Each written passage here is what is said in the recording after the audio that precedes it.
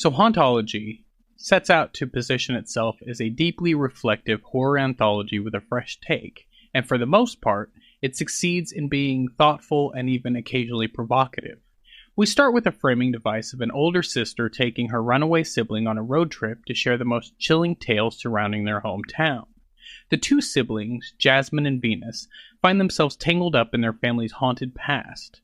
Writer-director Parker Brennon's decision to explore themes of LGBTQ plus identity and racial trauma through a genre that loves to drag skeletons out of the closet, often literally, feels especially relevant. But let's not get too ahead of ourselves. This film is trying to pull off a lot, and as with any ambitious project, not everything lands smoothly. But when Hauntology hits its stride, it really has something to say. The four stories, tied together by the sisters' journey, are uneven but interesting in how they use horror as a vehicle to explore marginalization. While some narratives could have used a bit more fine-tuning, the anthology succeeds in maintaining a consistent tone. It feels extremely cohesive, which isn't always a guarantee with these kinds of films. Right out of the gate, we're treated to Witchcraft Becomes Her, a tale steeped in supernatural allegory, focusing on a trans character's journey to self-acceptance. If you're hoping for subtlety, well, Brennon's metaphor here is a bit on the nose. Witchcraft as a metaphor for gender transition. But you know what? It works. Sometimes leaning into the metaphor is the best approach. Ace Rosa's and Zoe Luna's performances as Julian, pre- and post-transition, feel grounded, even when the story veers into more fantastical elements, and Naomi Grossman of American Horror Story fame delivers as the quirky witch mentor. There's an emotional core here that resonates, especially in how Julian's internal transformation is mirrored by external threats. The only real downside is the climax, which feels rushed. But this is still a segment that stands out as one of the anthology's more compelling pieces. Now, if you're a fan of gothic horror with a social justice twist, The Day Mabel Came Out of the Grave is going to scratch that itch.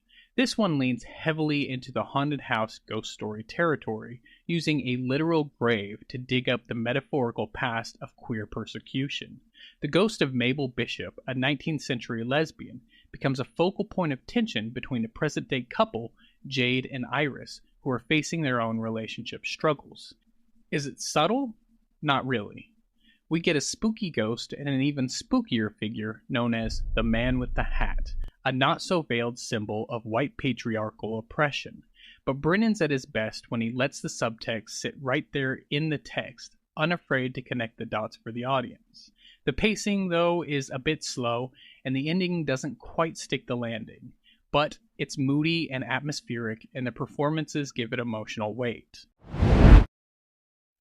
And then we have Paint and Black Lace, the tonal shift of the anthology, diving into giallo territory. Now, if you know anything about giallo, you'll know that this means campy, over-the-top murder mysteries with an emphasis on style over substance, and Brennon is clearly having fun here. Business partners turn thieves, a mysterious killer in black gloves, and some dramatic lighting choices?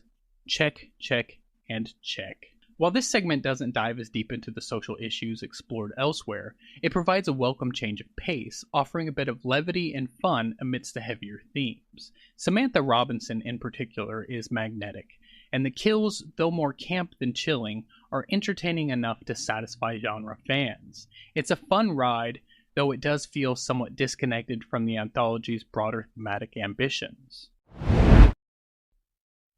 The final standalone story, The Old Dark Cashel House, shifts back into a more serious tone, bringing us full circle to deal with the family's haunted legacy and that ever-persistent figure, the Man with the Hat. While this story is more conventional in its haunted house tropes, creepy house, eerie atmosphere, few well-placed jump scares, its strength lies in how Brennon uses it to bring the anthology's themes of oppression and marginalization to a head.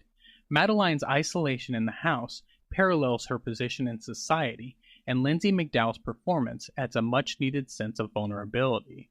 It's less about what's happening on screen and more about what it all symbolizes. The story serves as a prelude to the anthology's climax, where the sisters confront their family's dark past. So, does Hauntology deliver on all of its promises? Not quite, but that doesn't mean it's not worth your time. Brennan's direction shows a clear understanding of horror's potential as a vehicle for societal commentary, even if not all the pieces come together as smoothly as they could. The film's atmosphere, strong performances, and willingness to tackle marginalized perspectives in a genre that often sidelines them makes Hauntology stand out.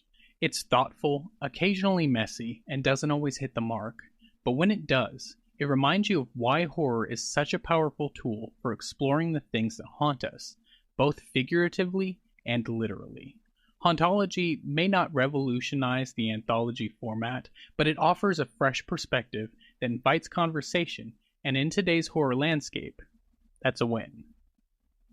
Thank you for watching this video. If you liked it, can you please hit the like button? You can also subscribe to the channel and turn on notifications to be updated whenever I upload a new video. And until next time, keep on creeping on.